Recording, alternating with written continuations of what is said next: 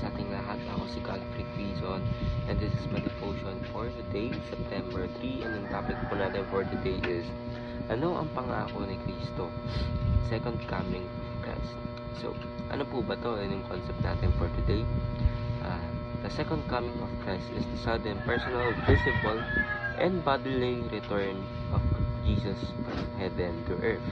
As He promised throughout Scripture, unlike His first coming in humility, His return will be in power and glory, bringing final judgment and the consummation of all things. This event marks the fulfillment of God's redemptive plan. Christ will raise the dead, gather His people, and punish the wicked, and usher in the perfect new heavens and new earth. Ating scripture for today is Acts chapter 1 verse 8 to 11.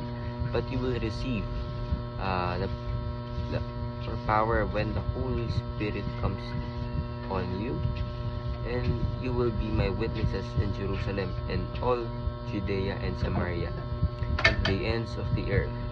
After he said this, he was taken up before their eyes, and a cloud hid him from their sight.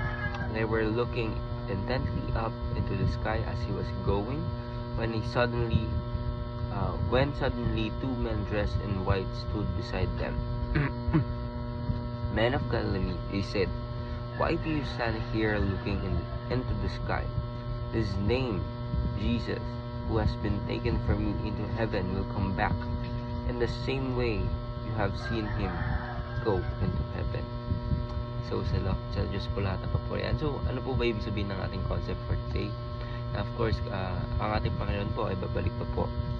Of course, alam naman po natin yan is basic knowledge sa ating Biblia na ang ating Panginoon sa Kristo will return dahil pagkabalik ng ating Panginoon ay kukuhain na po niya lahat ng believers, lahat ng pananampalataya, at He will resurrect us. Ibig sabihin, gagawin na niyang perfect ang ating mga body na hindi na po tayo magkakasala ulit dahil nga po in-accept natin ng ating Panginoon.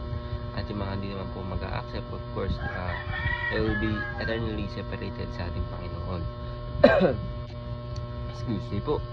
So, first teaching natin is, it is visible, bodily, and unmistakable. Of course, hindi na po natin i-mistake sa iba na kung ay gawa-gawa na ba ito ng gano'n or something like that. Kasi of course, ipapaalam po natin Panginoon sa Kristo na siya yun, at makikilala po natin ang ating Panginoon sa Kristo. It is both salvation and judgment. Ibig sabihin, yung mga nananampalataya ay maliligtas. Salvation by grace. Of course, punishment rin po ito para sa mga hindi po nananampalataya sa ating Panginoon dahil they will be condemned. Ibig sabihin, hindi nila makakasama ang ating Panginoon forever. So, or mahiwalay sila sa ating Panginoon. It isn't the end of all evil, suffering, and death. Of course, hiwalay na po ng ating Panginoon yung kasalanan sa atin, of course, for us to be made new and perfect.